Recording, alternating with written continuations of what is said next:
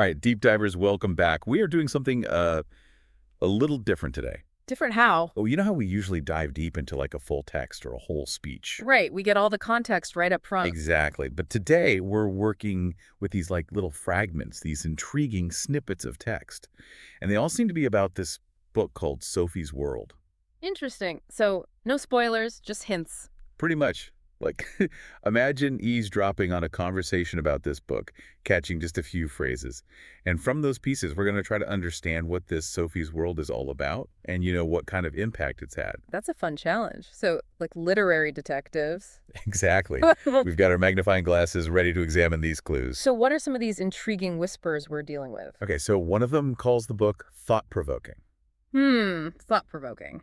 So, we're probably not talking about a light beach read here. Right. And get this, the author Justine Garter is described as extraordinary. Ooh, high praise right off the bat. That definitely piques my curiosity. Mine too. Yeah. And this is all before we even know what the book is really about. So, we're starting to get a sense of the book's tone, maybe its style a little bit. Yeah. And speaking of style, another snippet talks about this clever narrative structure that's designed to pique the interest of a young character.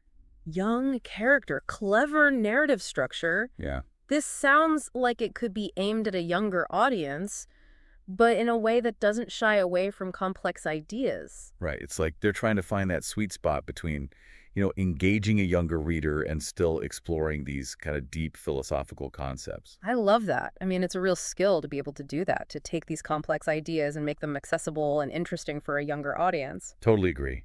And it makes you wonder, what kind of storytelling techniques could they be using?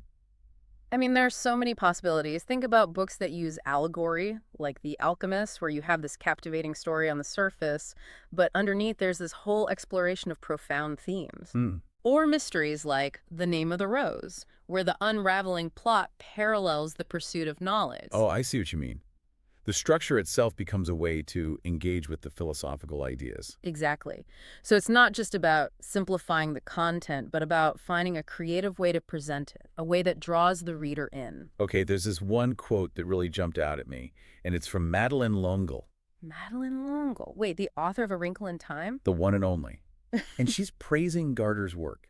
Like, to have someone of her caliber endorsing this book, that's a pretty big deal. It definitely adds some weight, doesn't it? Absolutely. I mean, L'Engle's like a master at weaving complex themes into these captivating narratives, stories that resonate with, like, readers of all ages. And that seems to be what we're seeing with Sophie's World, too. This potential for a story that's both intellectually stimulating and emotionally engaging. And just to remove any remaining doubt about the book's subject matter, one snippet comes right out and says it. Sophie's World, a novel about the history of philosophy. Mystery solved. So we've got this philosophical adventure disguised as a novel, a way to introduce readers, especially younger readers, to the fascinating world of philosophy. And that's what I think is so cool about this, right? If you're someone who's maybe always been intimidated by philosophy, or you just never knew where to start. Yeah, it can be a daunting subject. Exactly. This book could be like that perfect entry point. A way to engage with these big ideas through the power of storytelling. So listener, if you're even a little bit curious about philosophy, or you just enjoy a good story that makes you think this Sophie's World might be worth checking out. I know, I'm intrigued.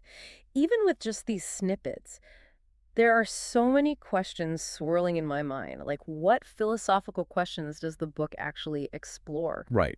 And how does Garter make the history of philosophy come alive for a young reader? Those are questions that we can only really answer by reading the book itself. Exactly. But that's the beauty of it, isn't it? We've had this little taste, this glimpse into this world, and now it's up to us to decide if we want to explore further. Like a little philosophical appetizer?